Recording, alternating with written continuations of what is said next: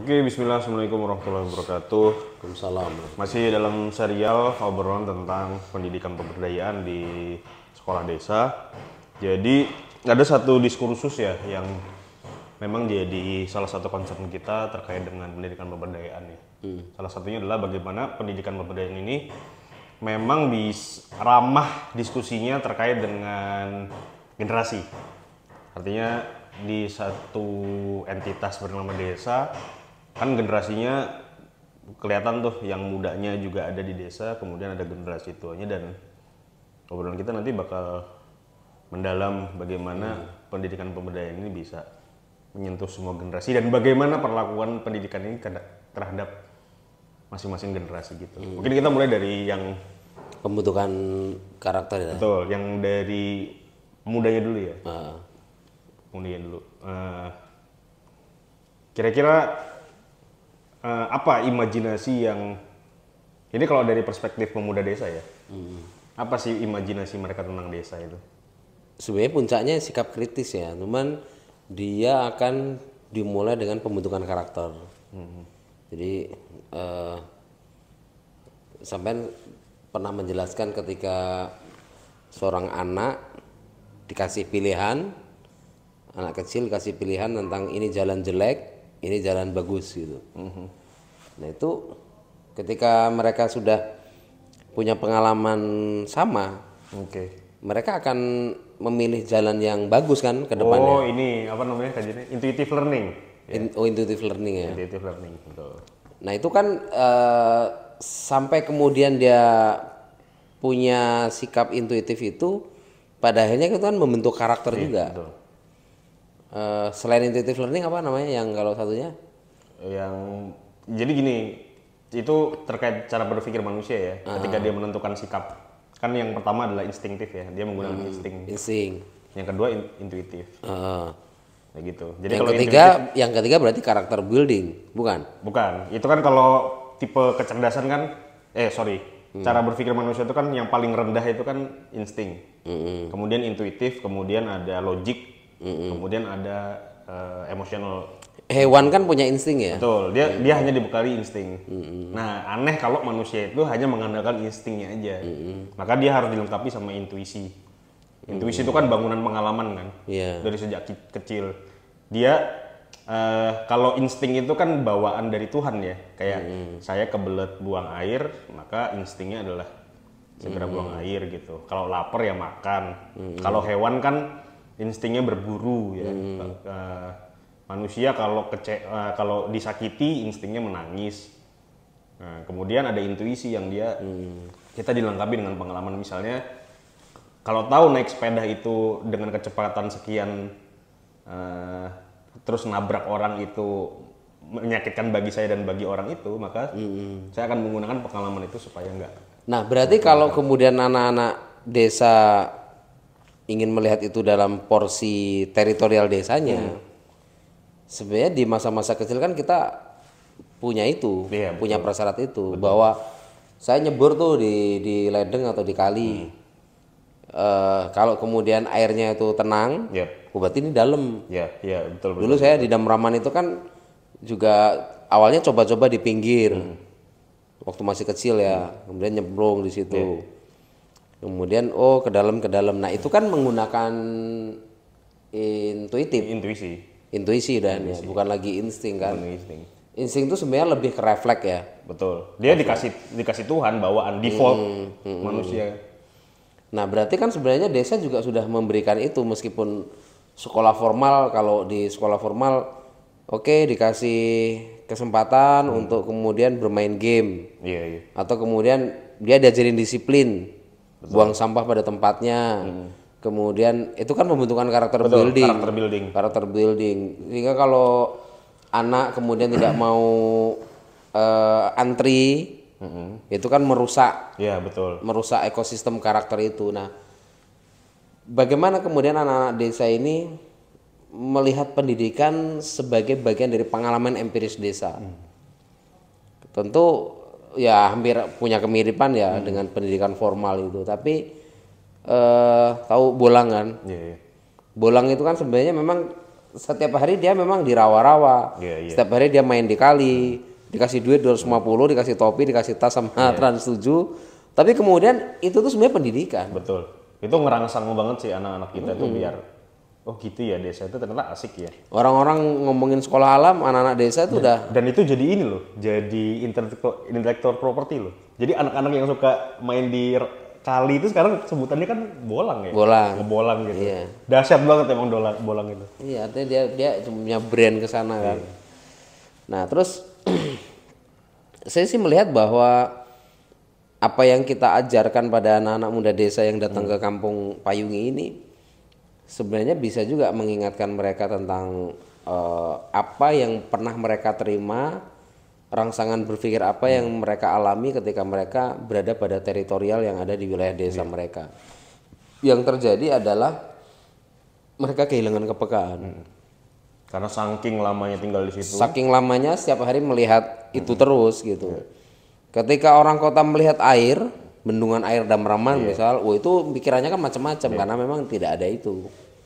Nah, sebaliknya orang desa kan mimpi ada gedung-gedung tinggi, modernitas, bahwa oke, kemajuan itu karena dibangunnya hotel. Padahal kan kalau kita bicara ekowisata desa, ketika kita menyampaikan materi, yuk gimana sih cara menangkap potensi wisata desa?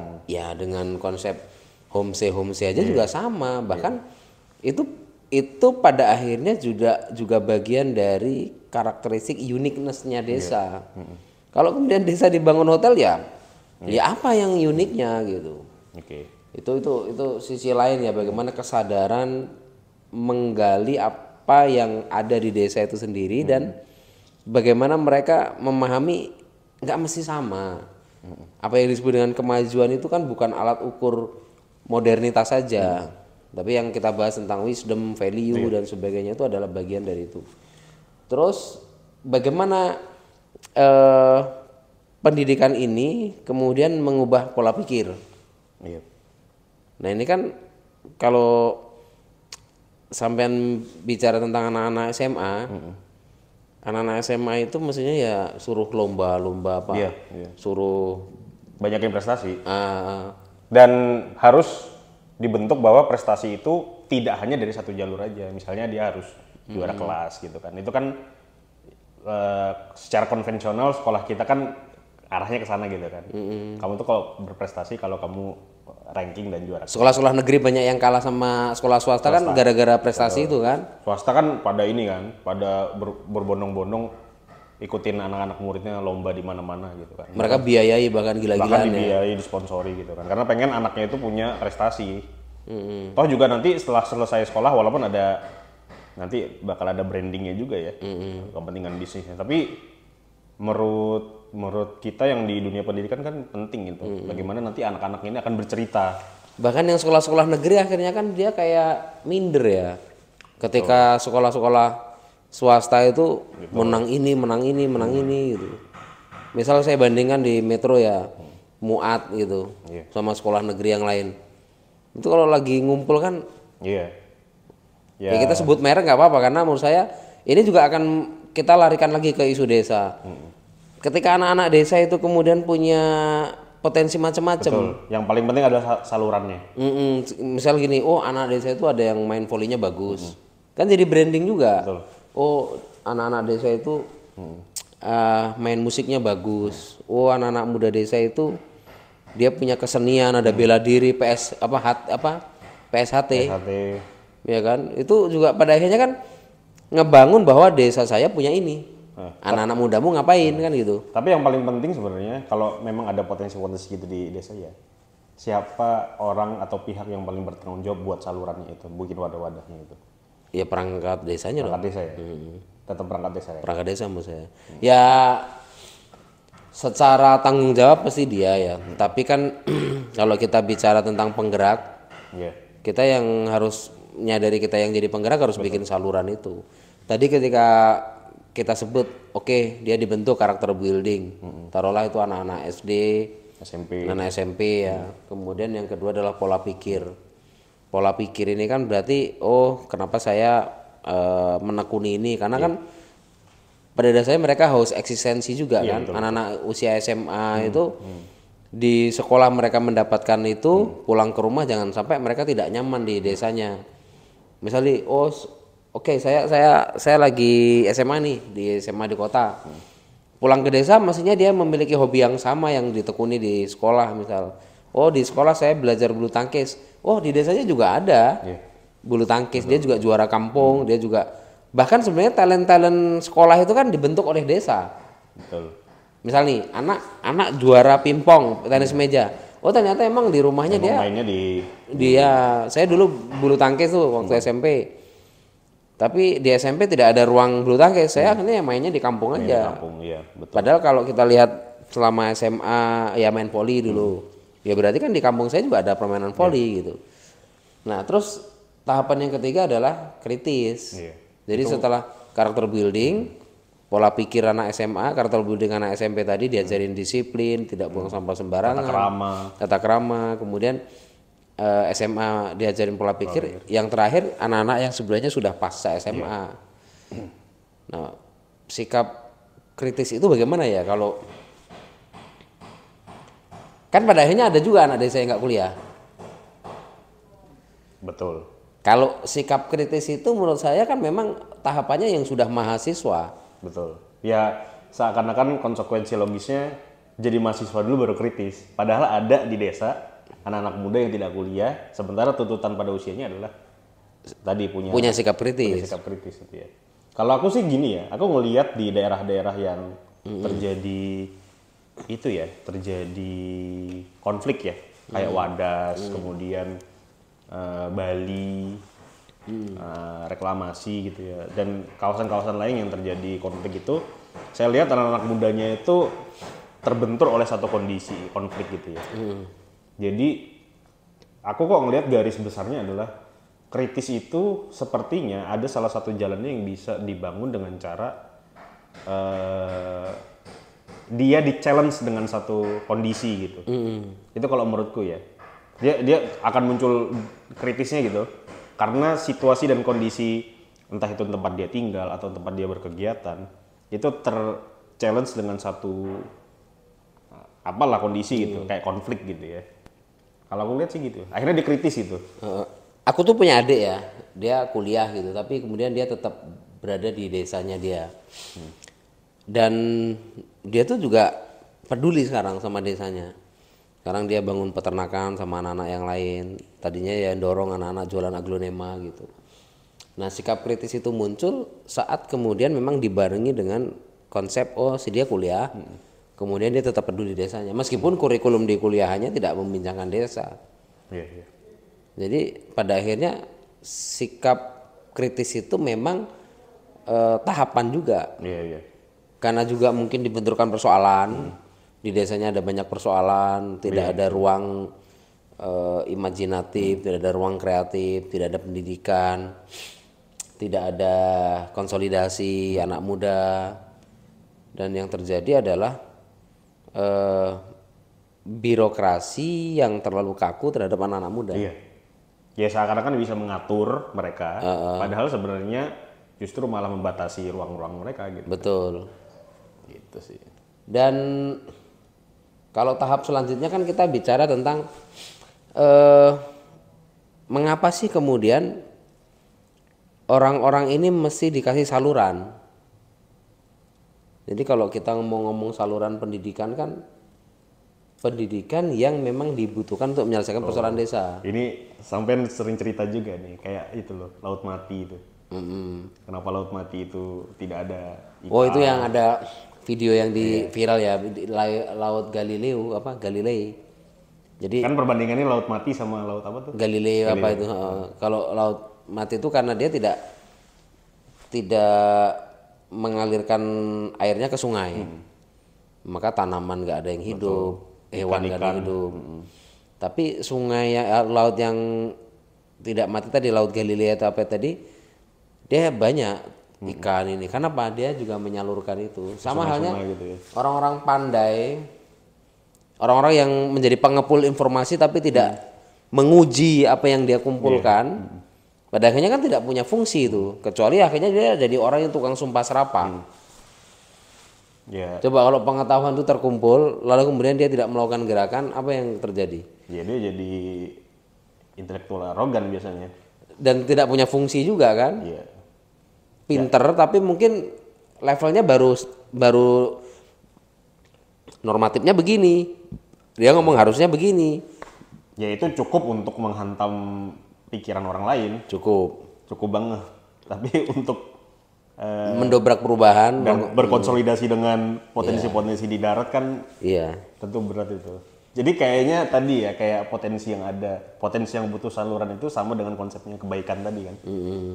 Dia nyari salurannya supaya akan nemukan lagi tuh apa namanya aliran-aliran positif baru. Gitu. Kalau kemudian yang muncul adalah orang-orang yang tidak punya kepedulian, pada akhirnya apa sih yang membuat orang seperti anak muda tadi kan dia butuh eksistensi loh. Iya betul. Kalau orang tua gini, oke, eksistensi itu penting. Kenapa? Ketika desa memberikan ruang mengapresiasi bakat anak-anak muda tadi, maka yang mesti dikerjakan desa adalah membuka kanal seluas-luasnya untuk anak muda tumbuh. Mau dia olahraga, mau dia ke Kesenian. senian. Iya. Bahkan yang paling menarik adalah saat desa bisa memberikan ruang eksistensi di bidang ekonomi. Bangun wirausaha baru. Yang levelnya desa ya. Iya. Mungkin pasar kreatif, dia diajak ngelola BUMDes, diajak bicara pertanian. Nah sekarang anak-anak muda yang saya ceritakan tadi di kampung saya kan, adik saya itu ngembangin peternakan dan itu mandiri mereka, iuran, beli kambing, beli ini gitu. Nah yang ketiga ini bagaimana ternyata orang tua juga butuh itu. Betul. Tapi kan orang tua kadang sudah, saya itu udah nggak butuh panggung, Iya. saya sudah selesai dengan panggung itu, oke gitu. Tapi orang tua pasti butuh alasan yang kuat. Ya nggak orang tua ya, orang yang sudah pada usia matang itu tentu ada energi lain Iya. di luar eksistensi. Dan menurutku spiritualitas. Iya. Ya sampai juga pernah bilang ya kalau apa yang buat kita selalu punya energi, selalu punya dorongan untuk selalu Berbuat melakukan hal baik. gitu kan. Ya spiritualitas. Spiritual. Dia nggak nampak, orang nggak bisa menilai spiritualitas. Kadang orang tidak bisa menilai spiritualitas kita, atau bisa dinilai hanya dari ritual saja, padahal spiritual itu lebih daripada ritual saja gitu kan, dan hal yang lain gitu. Ya emang cocok sama orang tua itu memang.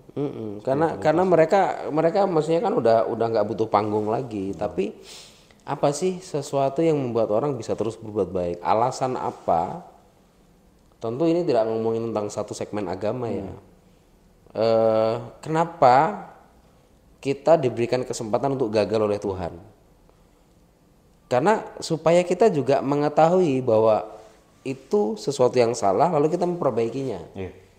Kalau kemudian kita tidak pernah menemukan fase kegagalan dalam melakukan sesuatu, bagaimana kita mengambil pengalaman dan pelajaran tadi? Maka sebenarnya ini seperti sebuah ya sesuatu yang harus dijalani. Iya. Ketika orang-orang di desa melihat ada banyak sekali persoalan, lalu orang-orang ini kan tentu tahu bahwa oke, saya butuh spiritualitas untuk menenangkan diri juga, bahwa ada satu zat di luar kita yang bisa mengatur semua ini dan ini kehendak Tuhan kan gitu. Sama halnya ketika dia juga ingin membangun desanya. Tentu kendalanya kan banyak, ada orang mencemooh, ada orang tidak yakin, atau sebagai kepala kampung dia merasa sendirian, tidak didukung warganya, atau kemudian sebagai seorang aktor penggerak dia merasa kepala desa tidak mendukung dia gitu. Nah itu menurut saya juga ada problem spiritualitas. Ketika tidak terjadi kesamaan visi misi, itu tuh yang terjadi sebenarnya karena ada problem keringnya spiritualitas. Coba kalau kemudian spiritualitas ini apapun agamanya tadi bisa benar-benar dimaknai bahwa iya kita hidup sekali ini mesti berbuat baik. Dan orang-orang yang punya niat baik ini kan harus punya frekuensi, orang yang punya frekuensi yang sama itulah yang penting.